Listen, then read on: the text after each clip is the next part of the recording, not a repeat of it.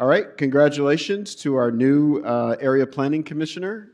Wave at us so we can say, wave back at you. Thank you so much for your service and congratulations on a unanimous vote. All right, what's next? So, Mr. President, sorry, before we begin, Mr. Spindler, congratulations. This is your first and only formal warning. Please do not disrupt this meeting. Mr. President, the council may now move on to public comment. All right, we'll read the rules into public comment and note that Mr. Spindler already has his first warning. The second warning will be met with his dismissal. Good morning. Which items would you like to speak to? We'll just say all items in general public comment, please. Okay, so you have 3 minutes for the items and 1 minute for general. Please begin with the items. Great. We'll start with item 4. We're installing the name of Jim Nance on the Hollywood Walk of Fame. I have no idea who that is. I thought you had to be famous to get a star on the Hollywood Walk of Fame. I think it would be really wise and considerate of this body to maybe hold off on any new Walk of Fame installations until the unhoused resident population is reduced significantly, because I think it's silly to decorate a boulevard with stars while there's people living on it, and there's also shit and piss all over it because there's a lack of bathroom access. But y'all love to take pictures at these ceremonies, so that's a great political opportunity for you. So I guess that's why we keep having them on the agenda. We'll go to item 7. Equestrian trails. I love horses, so I support this motion. Item 8. Funding for Fire Station 11 equipment and facility upgrades. It's about goddamn time. $71,000 is a good start, but I think we need a few million more. And while we're at it, maybe we could cut some of y'all's salaries and discretionary funds and also give that to the fire department, because I think you guys get paid way too much and you have too much say in what you do with taxpayer money that funds your offices. We have an item here from Nithya and Isabel. Where is it? For a lease, it's item 6. So it's going to be $67,876.04. And it's labeled as additional homeless services, but it's actually just to lease a spot, the quote-unquote refresh spot located at 544 Town Ave. So we have this whole system where we take huge sums of money and we say this is going for homeless services, but then the people the money actually pays are landlords and administrators. So we would be better off to just be handing bags of cash to unhoused residents. They would probably serve themselves better than the 501c3s and city agencies that we're giving just so much money to, not even to mention the about $500 million that's still on the table for homelessness spending. So it's pretty disingenuous, and it's hard to believe anyone here when they say this is an issue they care about, when most of what they do relating to this issue, the biggest issue in the city, in my opinion, the unhoused resident population, is funnel money to landlords and administrators, and through y'all's offices for political gain. We'd be better off to just go out and give the cash to unhoused residents. General public comment? Better get your ass downtown if you want to give comment. So much for accessibility in city government. Nithya won't say anything, but it's the people she is silencing. Colin, comment is such a necessary thing to do. Colin, comment it's such a travesty it's been removed. Colin, comment allowed more folks to speak to you, Jason. On Figueroa and Brocklanders, we should hear them too. Nithya, your office said you've been on record supporting Colin comment, but you haven't said anything to this body. You haven't called a point of order or made any statements asking the president to please reinstate the option for people to give comments over the phone. It's an accessibility issue. Shout out Smoke and Scan. Lena Platt, general comment. Okay, so you have 1 minute. Go ahead. I represent the LaRouche organization. In the wake of the fires, I wanted to promote the North American Water and Power Alliance, which was promoted under President John F. Kennedy and later in the Senate under his brother, designed by the Parsons Engineering Company in Pasadena to bring water from the ice melt in Alaska down to the deserts in California for irrigation, including nuclear power desalination of seawater. These big projects will create the kinds of jobs and transform the humidity in the environment so that what we experienced in the last 2 weeks will not happen again. So I'm urging the council to advocate with the federal government to adopt this program, the North American Water and Power Alliance. Thank you.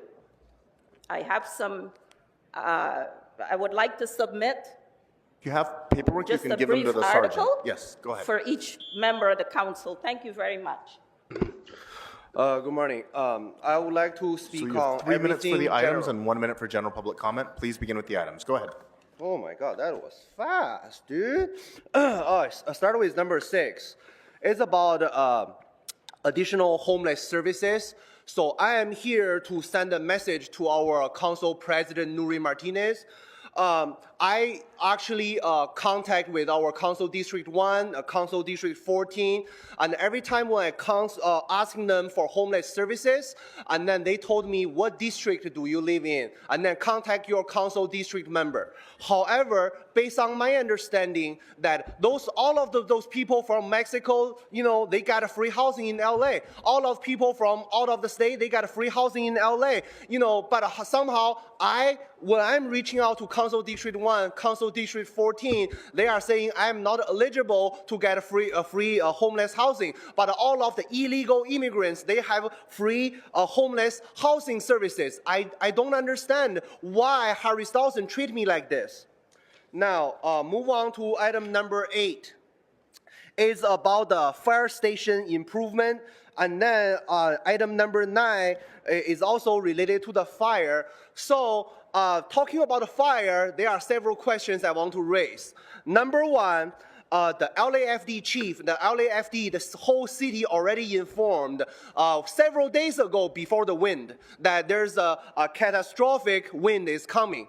So if I know, if you get notified on the day of the wind, you have to make sure every single LAFD on standby, every single LAPD on standby, every single medical, EMT on standby. However, on the initial response to the fire, during the critical response hour of the fire, there's only 5 fire engine responded. So why we are not dispatching the whole LAFD on the critical hour during the first hour of the fire? That's such a failure. Item number 9 is about Wildfire Recovery Committee regarding the oversight. So I want to ask our council member Harris Dawson, even though I'm not black enough to talk to him, that when you do not have enough funding for your department, how can you oversight the department when you literally have no funding? So when you are, thousands of firefighters short, when you are thousands of firefighter trucks short, how can you oversight the department? The only thing you can oversee is the failure after failure. Incidents after incidents, tragedy after tragedy. So after all of the incidents, tragedy, do we learn anything? Absolutely no. General public comment is that I want to inform our council member Harris Dawson about the traffic safety in the city of LA. So the traffic safety, the other day I was on the Uber taxi drive, and then the driver who doesn't understand English. And then there's a road sign said, a detour ahead. And then I informed the driver, I said, hey, you cannot keep driving. There says detour ahead. LAPD are right there. And then the guy doesn't understand English. He said, oh, no, you want to give me a head, amigo? You want to give me a head? I said, no, I don't want to give you a head. Sergeant Duarte is going to get jealous. So if you do not understand the road sign, if you do not speak English, if you cannot understand detour ahead, how can you drive in the city of LA without getting an accident? However, our city council member, Harry Stoughton, allows Spanish driving test. All of those driving tests. But on the road sign is English only. They do not understand the road sign. They keep saying, Speaker, your time has expired. Good morning. You have 3 minutes for the items and 1 minute for general public comment. Please begin with the items. Thank you, DEI. So number one, fuck number one. Who the fuck wants to pay to use your parks? The only people in your parks are homeless criminals and thieves. Registered sex offenders. Of course, yes. Every time you go in to use the bathroom, it's clogged. Every time you walk on the grass, there's human feces. Ew, fuck number one, yeah. I'm a goat and I don't even go into your parks. I'll shit on them for free, though. Now let's see here. What else here? Oh, number 4. Yes, the golf nigger announcer, Jim Nigger Nance, on number 4. Yes, everybody likes to play golf. These rich pieces of shit tee up their ball like Donald Trump and everybody else that has money. And they could be using all of those golf courses and giving them over to Unisys to provide homeless housing. But no, no, they get special tax breaks. And no better proponent of Jim Nigger Nance. So I would say no to Jim Nigger Nance on the board of Hollywood Walk of Fame. And I would encourage all goats, I'm not saying I'm asking you, I'm just saying, in my opinion, I would encourage you to drop your pants and take a shit on that star as soon as it gets installed to welcome it in to the Hollywood Walk of Shit. Then we have number 5. Look at this. Look at Isabel and her sneakiness on number 5. Aren't you sneaky? You're worse than Kevin ever could be in his mind. What's going on?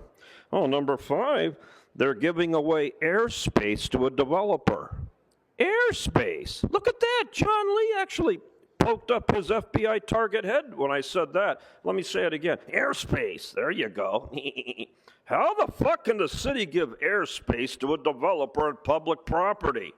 My God, Marchese, that polished head of yours is coming up with genius concepts of fraud. Good job. You're going to keep the FBI busy this year. And then number 6, look, it's Gerardo. She wants to give bathing to homeless criminals on 544 Town Street. Yes, it's a wonderful sight. Go down there. You'll see all the fentanyl drug users lining up as they take and conveniently bend over and take the shower head and stick it right up their ass to wash all of that shit away that's been rotting in there for the past 10, 14 days. Isabel understands what fentanyl users do. They only take a shit once a month, but now because of Isabel, they will be able to wash their ass every week. Now, let's give her a hand. Well done. Now for the general public comment. You see how nice meetings are now, Buckethead? See, now you've eliminated almost all of the public's ability to come down here and talk to you. Yes, you didn't want to hear from the public anyway. Traci knows the public's just a bunch of fucking saps. It's the developers that you want the money from. You want to put it in bags. As you pan the camera over there to, let's see, that would be Marchese's left, his right. Ew! Yes, you could see the two little valley girls over there sitting there talking here, and I'll get a microphone over there with Nithya Ramen Noodle and Chinchilla. Let's see what they're talking about here. Well, I'm gonna go shop for a new purse. Yeah. Can we put it on the city account? Of course we can, because I'm going to charge it off as a business expense and write it off on my taxes. Yes, more to come. Fuck you. All items and public comment. Okay, so you have 3 minutes for the items and 1 minute for general public comment. Please begin with the items. Go ahead. Okay, number 4, no, I don't think we should give stars out to celebs anymore. I think we should give them out to regular people. You know, like we could do smoke and scan. We could do My friends at Healthy Paws, and no, I do not get paid to promote them, but they are helping animals. And what about all the other people that came together, like, to help with all the crises? The people at St. Anita Racetrack who came and helped feed and clothe and help people before Scientology stole all their stuff. But they deserve the stars. The people are the stars in the city at this point. Okay, 5, no vacations ever. And I don't mean you going to Tahiti, I mean street vacations. But this is airway. How do you give away airway? That was a great question. How do you give away air and fly over space? That's scary to me, but eventually, if you keep saying yes to this, you're going to say yes to Scientology when they ask for their street vacation. And so I'm going to start saying no, don't ever give them any vacation. Number 7, okay, to help with the horses. And I am bringing up my friends, Healthy Paws, because that's my friends. They're actually anti-Scientologist protesters. One actually was raised in this cult and suffered under it. But they helped all these animals at their own expense during the fires. So they deserve it. How about number 8? With the fire stuff. Yeah, y'all got caught with your pants down. We found out that there was water that had to be, that you guys are diverting and could have brought here. How many lives, how many animals could have been saved had the water, whatever, been coming here? Why do we have to hear from, President Trump, whatever, that So, you Speaker, guys had the water? You're welcome to speak to this during general, but I'm going to ask that you stick to the agenda. It's please. number 9. I'm saying we have no confidence in you guys because you guys didn't tell us about that we didn't have water. Okay, and that you had access to water. Okay, number 10. I can give you the report on the long-term and short-term effects of the fire. People lost their lives. There's no coming back from that. That is a long-term effect on their family, on humanity, on everyone. People lost their homes. They lost everything. Okay, I'll tell you right now the long-term effects of that fire. And also the other long-term effect that won't be on that report probably is that the city lost confidence in the city. We no longer trust the mayor, the fire department, the police department, you guys, none of you. And it's sad. So that's the long-term consequences. The short-term consequences is, like we're losing our rights. People can't even call in. There's a consequence because you did that the day of the fires. So there's a short-term consequence. General public comment. Okay, general public comment. Mr. Hugo, what is it going to take to get those planters removed from L. Ron Hubbard Way and Fountain? Are you afraid of Scientology? I will go with you because I'm not afraid of them. What is it going to take? Is it that they hired a new big developer attorney, Mr. Delvec? Is that what you're scared of? It's going to, maybe they're threatening you? Are you under threat that you're going to lose some other deals if you continue with this?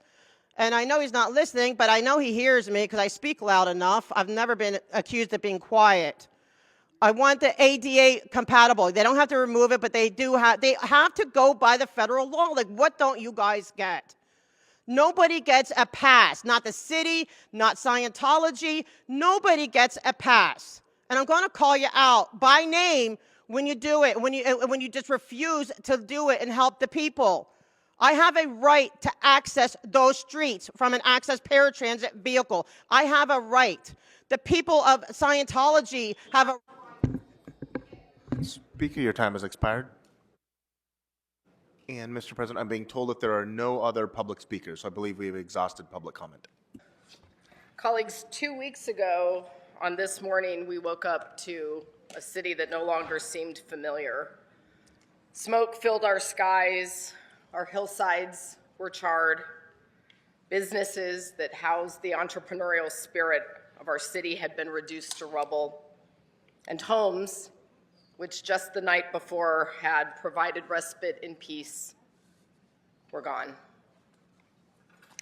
These have been challenging days, but the purpose and strength and fortitude that I hear every day in my conversations with community members who have been displaced and thousands of whom who have lost everything, gives me strength as we transition from our emergency response to short-term recovery and long-term rebuilding.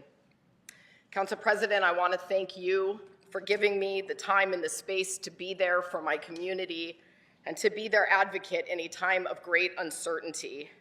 It means a lot to me personally and to them. Thank you, too, for your partnership in supporting the creation of an ad hoc committee for LA recovery. The scope and scale of both our short-term recovery and long-term rebuilding efforts necessitate a committee that will focus exclusively on those tasks in the months and years ahead. It will be a place and time to bring our state and federal partners to the table and ask questions and advocate for our city and its residents. It's where city departments will regularly report on our recovery efforts and their resource needs. It's where we will problem solve and find solutions and ultimately chart a path so every impacted resident can finally make their way home. This committee will also be just as much about restoring public faith in our city's emergency and disaster response. So for that reason, we will take these meetings directly to impacted communities so we can make it easier and more convenient for residents to participate and have their voices heard. As our weather and climate are increasingly erratic, extreme, and unpredictable, we have to rebuild knowing that we can't keep doing it the old way.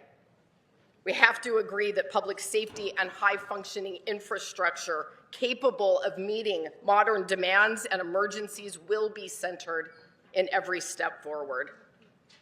I look forward to everyone's partnership, ideas, and input, and the collective effort that I know that we are all going to make as a city to make things right.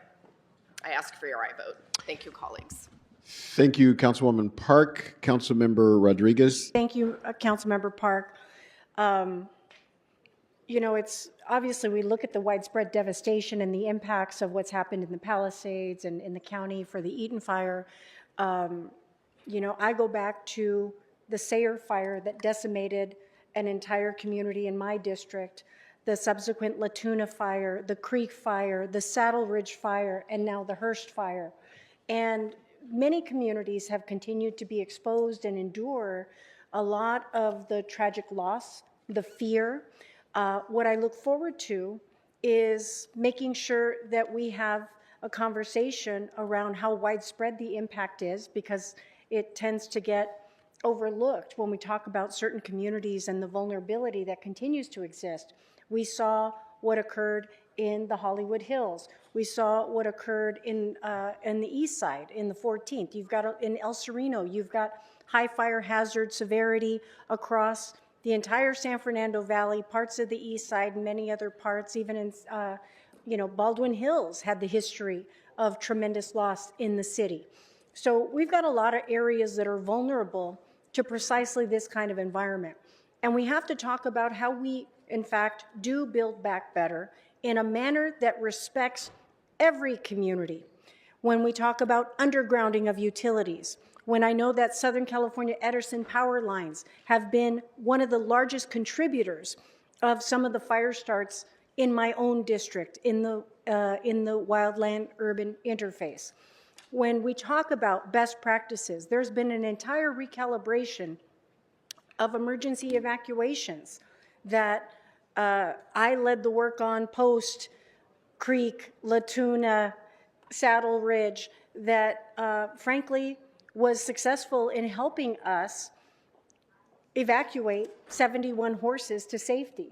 I want to make sure that that is a practice that the fire department and EOC is actually utilizing when it comes to these other hillside communities. It's why I introduced the work that BOE has been leading, working on the prioritized street maintenance of critical ingress, egress for hillside communities to assure safe evacuations. All of those pieces we have a lot of that work already done. What we need is everybody to take the tools that we have, not reinvent the wheel, and start actually exercising and implementing them.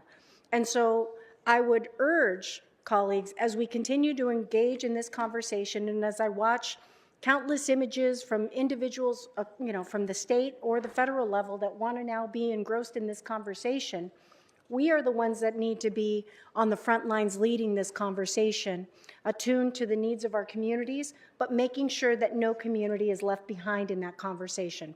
So I look forward to the ensuing work and ensuring that what we help to elevate are the best practices that assure that even when we lost so many staff members, we re-engage those that are there with those best practices so that we don't have dire circumstances and outcomes associated with or having to reinvent the wheel, because that would be nothing but a waste of time, and we don't have time to spare.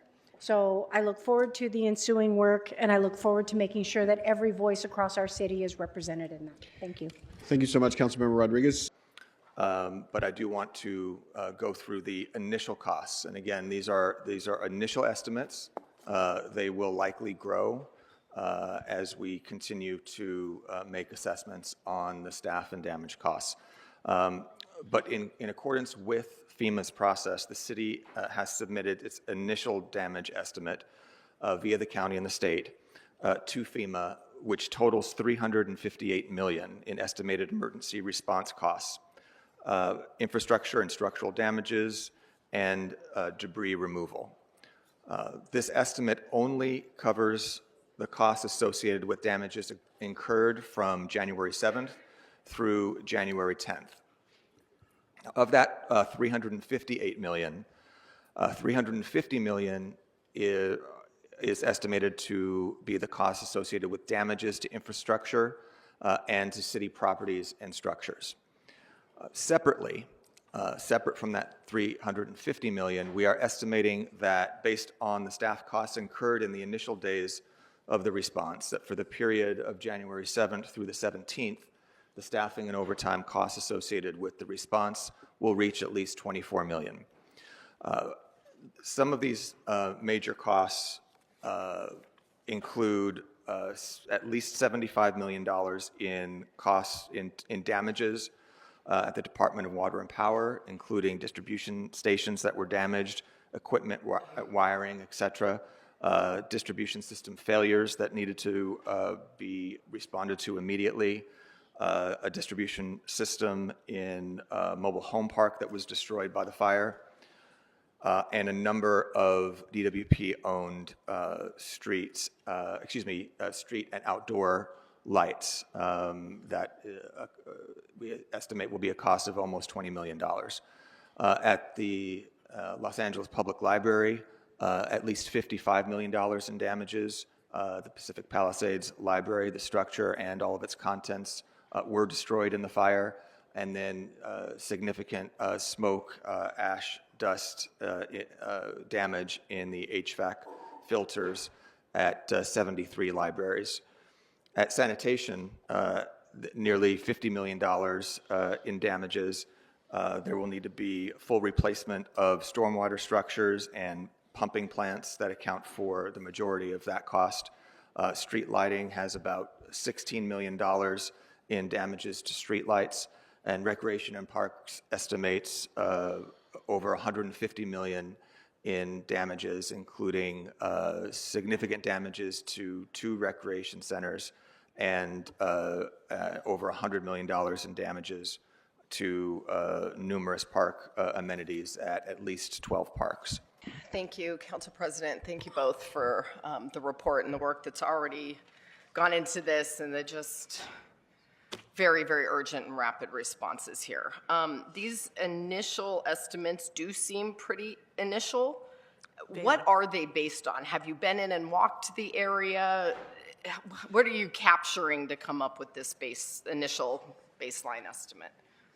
These all came from the departments directly, so we don't do them because we're not like the experts necessarily on what the park is going to cost, okay? But the departments were looking at where the fire went, right? They were not necessarily able to actually get into and physically assess, but maybe there was video footage or drone footage or whatever. They just had to make a very initial assessment to say, okay, our recreation center was in the path of the fire. We've heard from the fire department that it was damaged because maybe they've heard from that.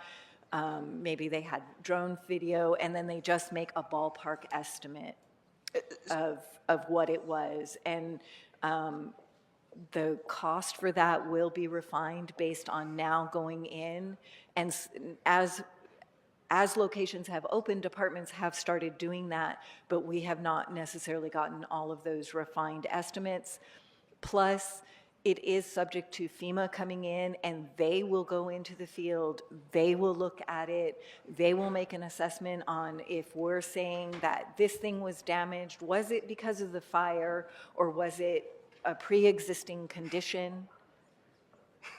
They do look at that. They do look at our maintenance records. They are very, very thorough and detailed on their assessments. And then they will work with us, and we will come up with a scope of work that they agree is associated with the event.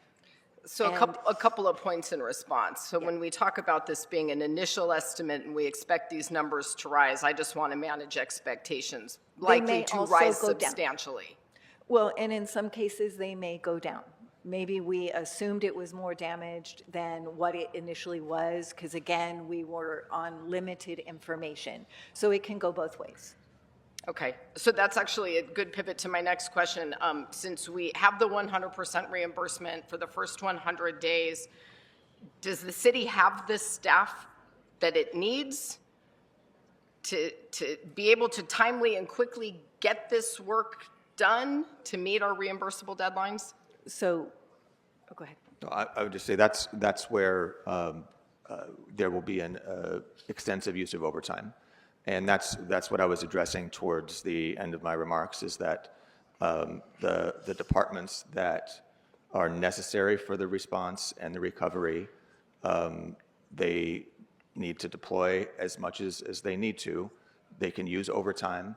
I know there's often concerns around, well, how much is in my overtime account as it relates to the response and recovery. They need to deploy. They need to send staff where they need to send them, and then we will capture those costs. Overtime costs, as it relates to the response, are completely covered, at least for the 180 days, at 100%. It's a straight time costs are not covered, but in this case, we're going to need to incur a lot of overtime. Well, it seems like the acquisition of additional staff is going to be essential as well. We cannot manage this just on people working overtime with whatever hours they have left to get through a day in.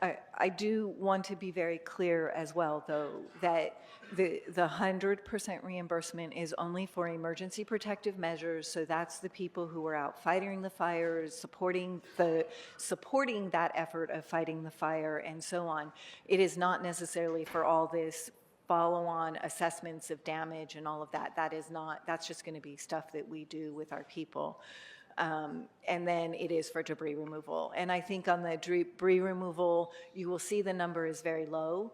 That really is going to be primarily for the wind damage, the downed trees and tree limbs, because we've not really been able to go in and do debris removal within the fire zone, and that's something that will be coming, and that will go up substantially. So one thing that concerns me, just because I didn't see it referenced here, are the issues with the slope stabilization.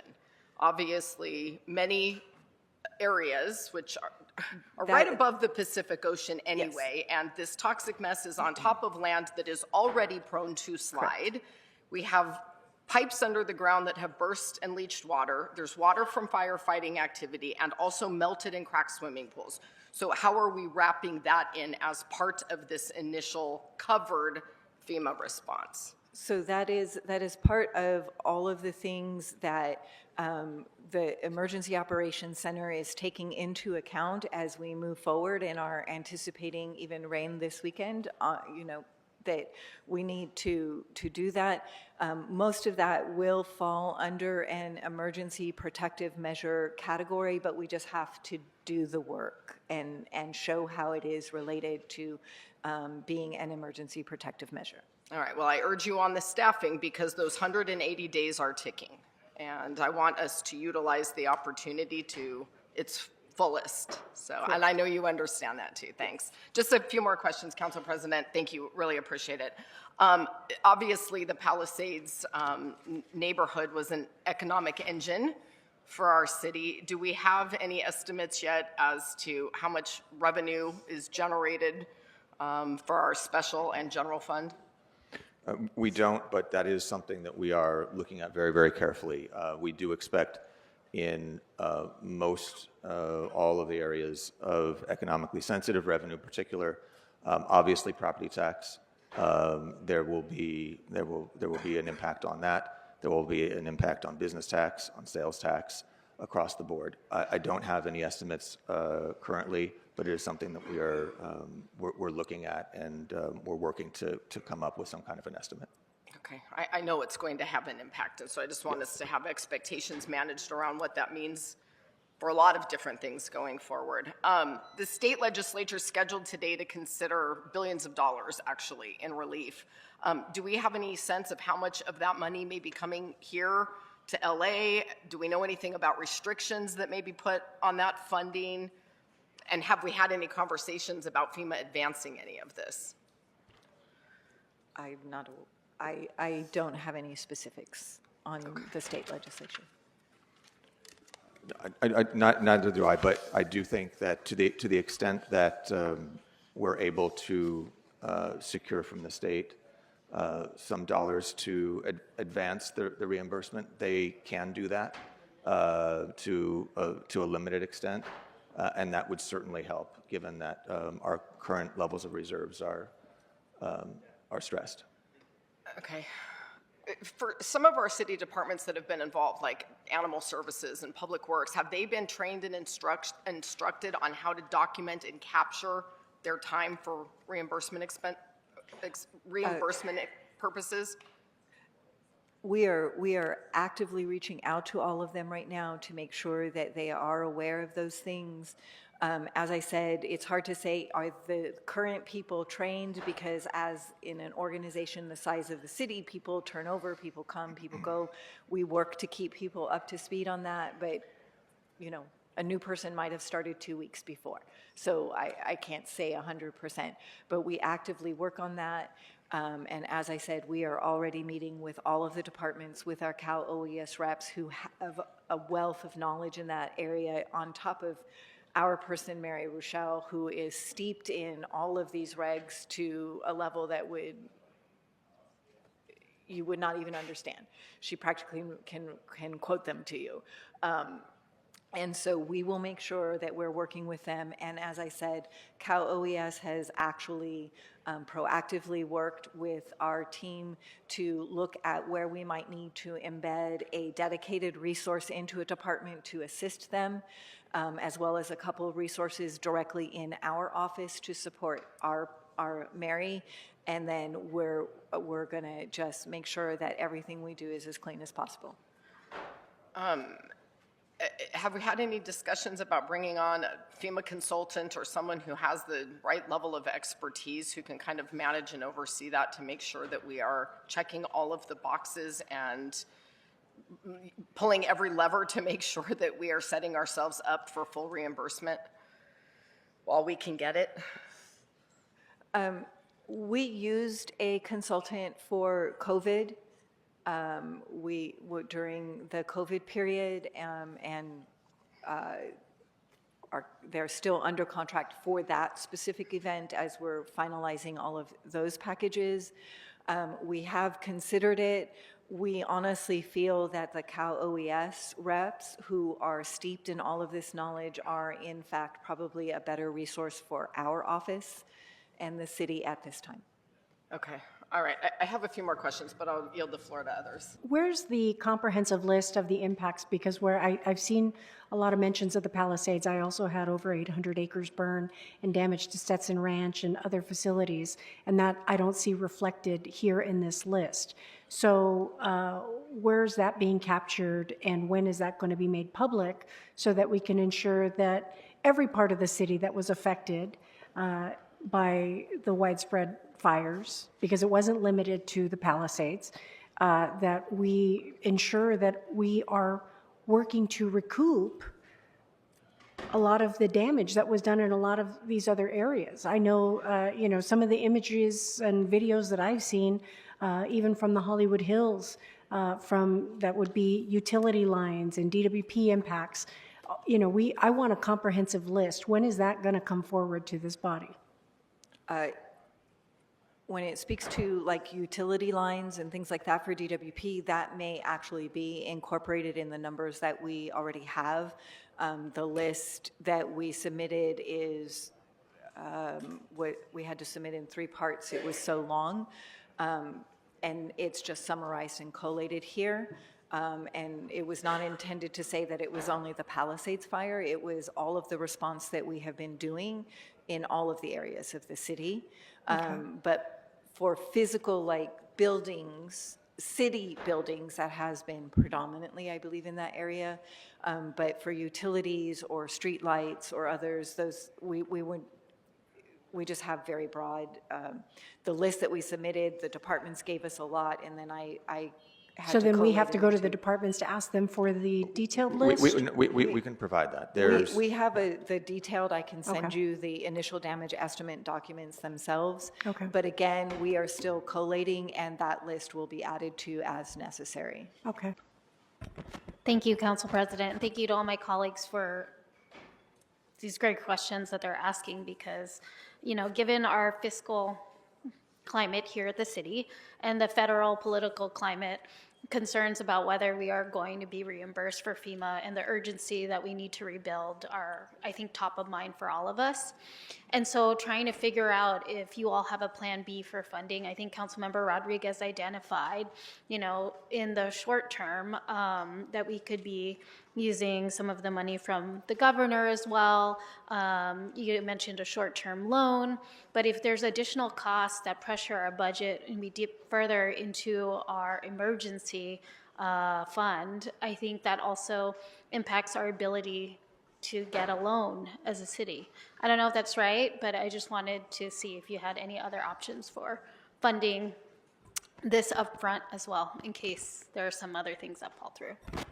Sure. Well, that goes to the point as we were discussing earlier. We will attempt to the greatest extent possible to protect the reserve fund, which is, as of today, it's just shy of 4% for the front funding of costs that we believe are reimbursable. The issue around additional relief from the federal government is something that the mayor and many around this horseshoe have been engaging with federal leadership. You know, we will have to see how that progresses. But as it relates to reimbursable, we would be looking, and I expect to bring to this council recommendations to, on the short term, draw from other funds. I can't identify them today, but we are looking at available balances, particularly in special funds, that we could draw on and pay them back when we receive reimbursement. This is a strategy that we did use during COVID, and we were able to reimburse in a fairly timely manner. Thank you, Mr. President. Thank you for the presentation, and thank you, colleagues, for your questions, comments, observations, all very instructive. You know, this was a devastating loss of homes and property, homes and businesses in both areas, undeniably. But in my community, there's been a tremendous loss of jobs, of employment, livelihoods. People are scrambling, struggling. Councilwoman Hernandez and I have floated a proposal for a guaranteed basic income, a potential guaranteed basic income program for selected employees. But are there any other programs we're talking about to assist workers who now have no livelihood, have no source of income, who are displaced?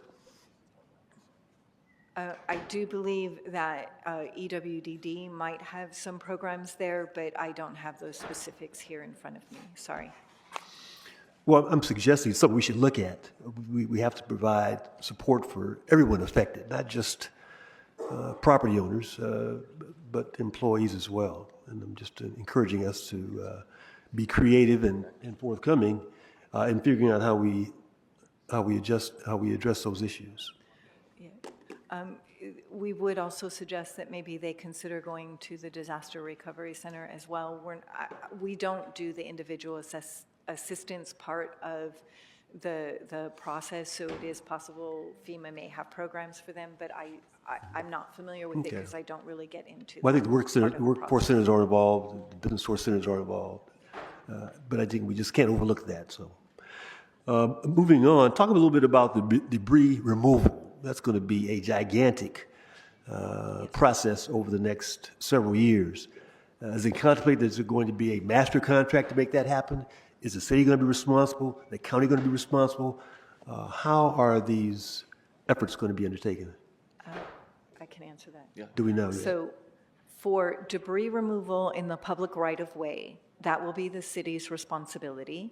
And we honestly have some contractors already on board because we keep a roster of them.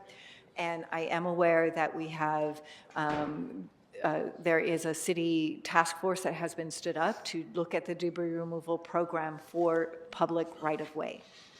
But if you are talking about debris removal on individual properties, my understanding that's going to be managed, I believe, at the federal level with a program.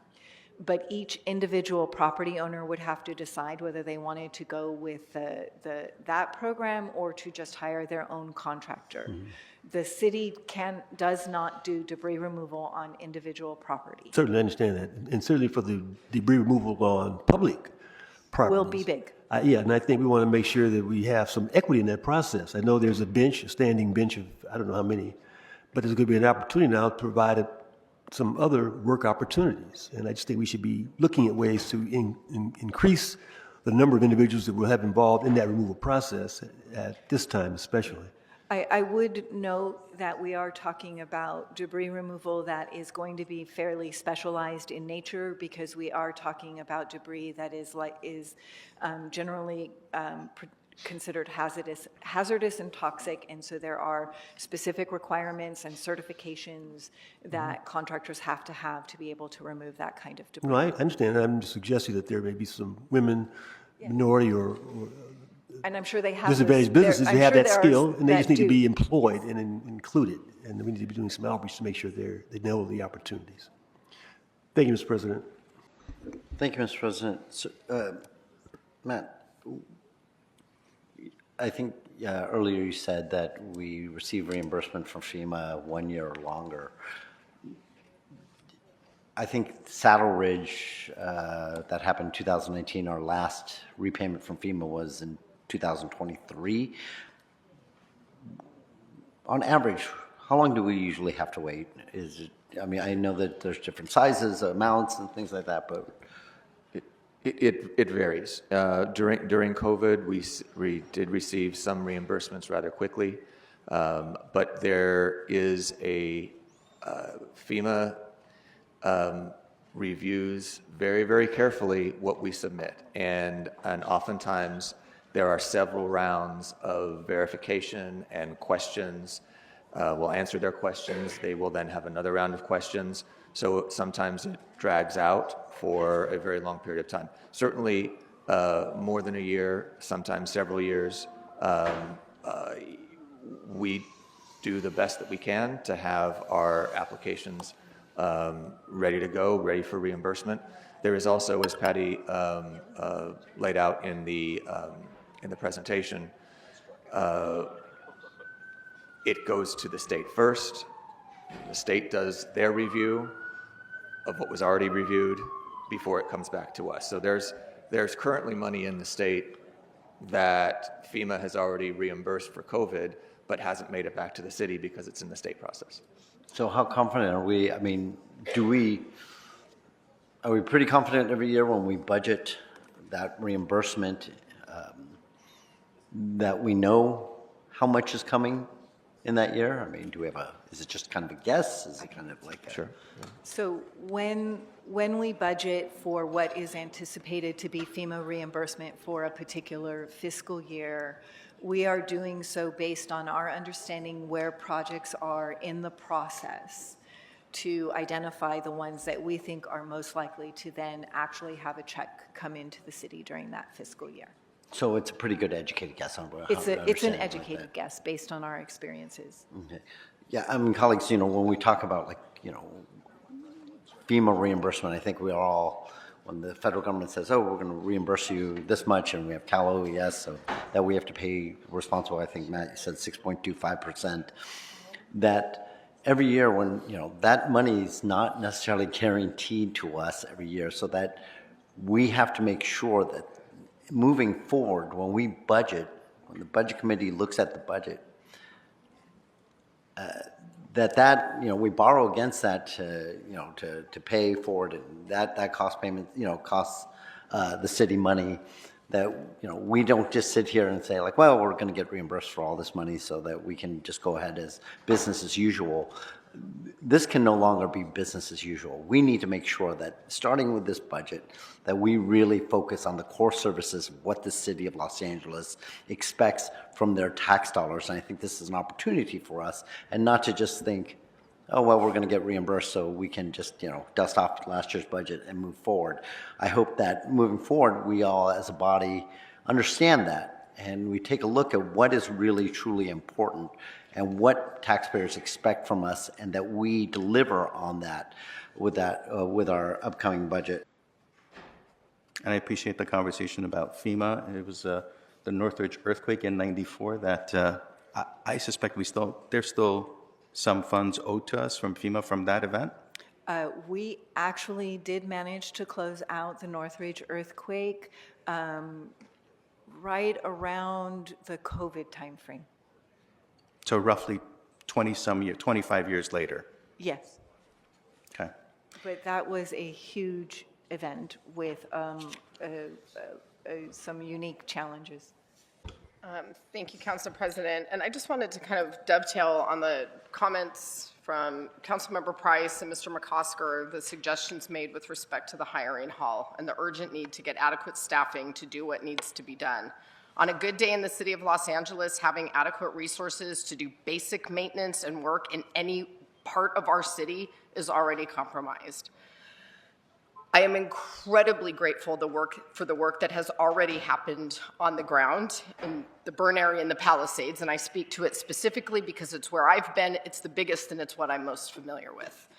The work has been nothing short of heroic, clearing the downed lines, downed trees, trying to manage all of the underground infrastructure that is broken, trying to get nails up off the streets. But there is so much more to do. And as we are beginning the repopulation efforts, there is a ton of opportunity to get more workers on the ground. Our storm drains are stuffed to the brim with things. There are streets and parts of the Palisades that nobody has gotten to yet. So in addition to Mr. McCosker's suggestion about hiring hall, whatever it takes, contracting out, emergency appointment authority, anything that it takes to get bodies on the ground, especially for covered work while it's in the reimbursable period, has got to be prioritized. So I just want to offer those to his initial suggestion on hiring hall. We need to look at every potential resource of getting bodies on the ground to get this toxic waste mess up off the ground. Thank you. Thank you, Councilmember Park. Any closing comments?